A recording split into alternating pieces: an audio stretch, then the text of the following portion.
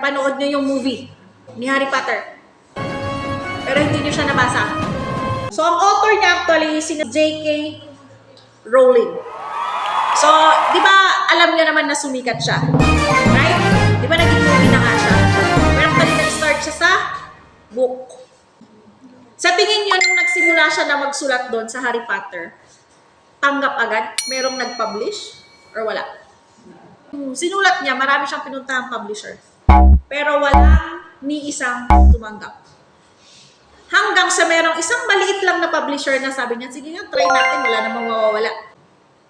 At doon siya nag-click. Kaya yon, nagkaroon siya ng wow. 500 million. Yan na naman. And then meron pa siyang movie. Actually, pala siya, single mom. Dahil may anak siya, pursige.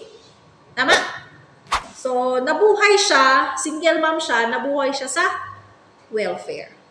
Ang sinasabi niya dito is, even if you are faced with setbacks and rejections, eventually, maging successful ka as long as yun yung sinasabi ng isang classmates nyo na you have to persevere no matter what happens.